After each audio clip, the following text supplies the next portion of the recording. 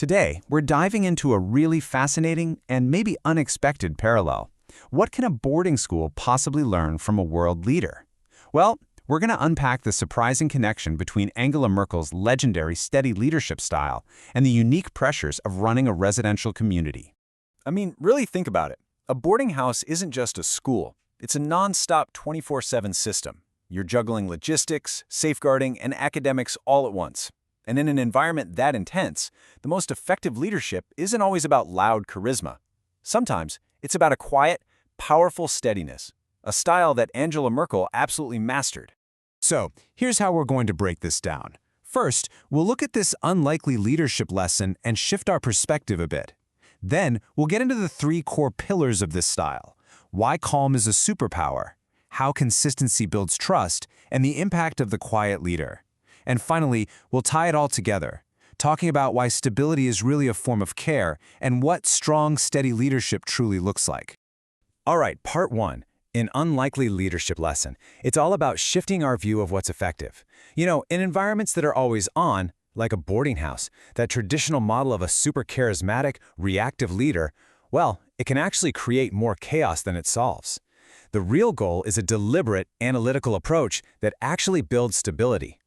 So you've basically got two very different approaches here. On one side, you have that traditional charismatic leader, the one who dominates the room, makes fast, often reactive decisions, and is really focused on those quick wins. But on the other side, you've got this Merkel-style steadiness. It's deliberate, it's analytical, and the focus isn't on the short term, but on building consistency and reliability over the long haul. So that brings us to our first pillar. Calm is a superpower. And let's be clear, this isn't about being passive or disengaged. In this model, calm is an active, absolutely essential leadership skill. It really is a superpower, especially when a crisis hits and it feels like the world is spinning out of control.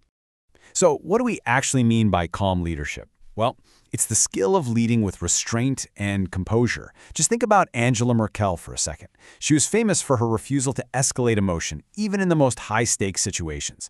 She would analyze, she would consider, and then she would act. It's all about a thoughtful response instead of an immediate reaction. And what does this actually look like day to day? Well, it means responding to incidents thoughtfully, not just having a knee-jerk reaction. It means not adding more emotion to an already heated conflict. It's about giving clear, firm direction without ever needing to raise your voice. And maybe most importantly, it's about holding steady when everyone else around you is starting to feel anxious. And this right here gets to the heart of why this matters so much. In a community, especially one with young people, they are constantly looking to adults for cues on how to feel and respond. They literally borrow their emotional regulation from you. So when a leader can stay calm, the entire community feels it and begins to stabilize. It's that powerful. This idea leads us perfectly into our second pillar. Consistency builds trust.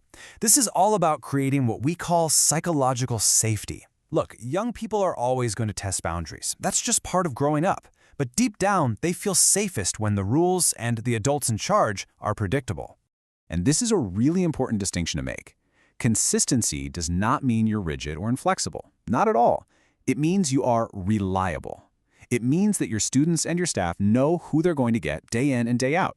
They can count on your responses, they know your values, and that builds a massive amount of trust over time. So what does that reliability actually look like on the ground? It means expectations get applied fairly, to everyone. It means the boundaries don't suddenly shift just because someone is having a bad day. The policies on the wall are actually how people live. And that last point is so crucial. A consistent leader is the exact same person on a quiet Tuesday afternoon as they are in the middle of a major crisis. Okay, on to our third pillar, which challenges another really common myth about leadership, the quiet leader's impact. The idea here is pretty simple. Not all effective leadership has to be loud or front and center. In fact, some of the most important, impactful work happens entirely behind the scenes. Quiet leadership is all about influence that comes from careful preparation and deep thinking, not from constantly being in the spotlight. Merkel was famous for this, right? She would consult with experts, she would prepare meticulously, and she'd always be thinking about the long-term consequences. Her strength wasn't in flashy speeches, it was in the quality of her decisions. And this is that quiet work in action. It's the unseen support you give to your staff. It's the careful, thoughtful planning that makes the daily routines run so smoothly, nobody even notices. It's choosing small, steady improvements over big, chaotic changes. And critically, it's acting as a filter, protecting the entire community from unnecessary stress and panic. This is what builds a truly stable foundation. So let's bring these three pillars together: calm, consistency, quiet leadership. Why does all of this matter so much? Because in emotionally charged environments like boarding houses, the leader's style has a direct, immediate, and profound impact on everyone's well-being. I mean, the cause and effect here is just so direct and stark. An erratic leader, that creates anxious students.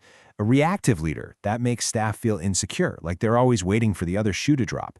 And an inconsistent leader just leads to a fragmented culture where no one is ever sure of the rules. The stakes are just incredibly high. And that leads us to this really powerful reframing. Stability is a form of care. It's not some boring, passive state of being. No, it's an active, intentional choice a leader makes. By providing a calm, consistent environment, a leader is directly caring for the emotional health of their entire community. So pulling it all together, you can really see these three core tenets of stability in action. Calm is contagious. It sets the emotional tone for everyone. Consistency is what creates the trust a community needs to even function. And that quiet, thoughtful leadership, that's what endures. It creates a foundation that lasts long after all the loud moments have faded away. Okay, let's wrap this up with a clear, actionable takeaway. We've explored the why behind all of this, so now let's focus on the what. What does this kind of steady leadership actually require from a person? At the end of the day, it really boils down to these four essentials. First, a steady, reliable presence. Second, thoughtful judgment that isn't rushed. Third, a clear set of values that guides every decision. And finally, consistent action that actually brings all those values to life. That right there is the framework for strong, steady leadership. And this is just the perfect thought to end on, because it encapsulates this entire philosophy. True strength in leadership isn't about volume or visibility. It's about stability, reliability, and a quiet, unshakable conviction. So we'll leave you with this question to think about. Whether you're leading a country, a company, or a boarding house, what's one small, intentional step you can take this week to bring just a little more calm and consistency to your world? Thanks for joining us for this explainer.